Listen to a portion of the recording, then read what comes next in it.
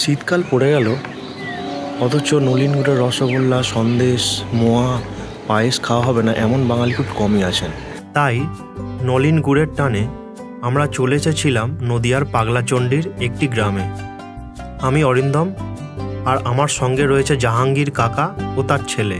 কাকাই সব কিছু ঘুরিয়ে দেখাবেন। এখানে ঘরে ঘরে তৈরি হচ্ছে নলিন গুড়।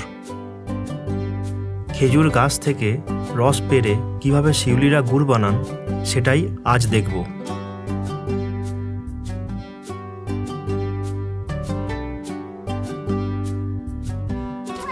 চাষিদের বাড়িতে ঢুকেই দেখলাম রস উনুনে অলরেডি চেপে গেছে। উনুনে জাল দিয়ে রসকে মেরে তৈরি হয় সুস্বাদু নলিন গুড়। চাষিদের বাড়িতে আমাকে ঠান্ডা খেজুর রস দিয়ে আপ্যায়ন করলো। খুব খাটনির কাজ গো। মোটামুটি ধরে 120 গাছ, 120 গাছ। এবার মোটামুটি 60টা করে গাছ টাঙানোই থাকে ধরে। আচ্ছা, বুঝলেন? 60টা করে গাছে আমাকে রোজ দুবার করে উঠতে হয়। সকালে একবার উঠতে হয়, আবার বৈকালে উঠতে হয়। তুমি কোথায় সাপ্লাই দাও সব গুড়? সব গুড় আমি কলকাতার ওই দমদম এলাকার থেকে আগরপাড়া পর্যন্ত এইগুলাতে দিই। সারা বছর কি গুড়ই দাও নাকি না আর কোনো কাজ করো? না, আমার গুড়ের সিজন শেষ হয়ে গেলে আমার চাষবাস আছে, গরু বাছুর আছে, ভুসিমালের ব্যবসা আছে গ্রামে, ধান পাট রাই তিল এগুলা কিনি আমি। ওটা শেষ হয়ে গেলে আবার এটা নিয়ে করি।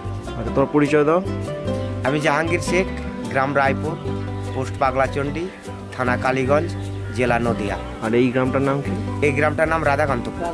হয়ে গেছে এক রাউন্ড নাকি? একটা ওই ঝালাটা হয়ে গেছে। আর এটা জিরেন কাঠের রস। জিরেন কাঠের রস হলো গাছ থেকে 3-4 দিন অনবরত রস নেবার পরে গাছকে একদিন রেস্ট দেওয়া হয়, আর একদিন পরে যে প্রথম রসটা পাওয়া যায় সেটাকেই জিরেন কাঠের রস বলে।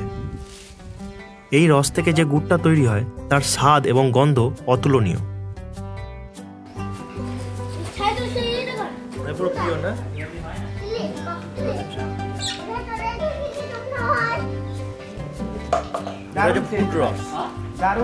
এটা হচ্ছে গুড়ের গুড় রস ফুটে যাওয়ার পরে যে গুড় হওয়ার আগের যে স্টেজটা সেটা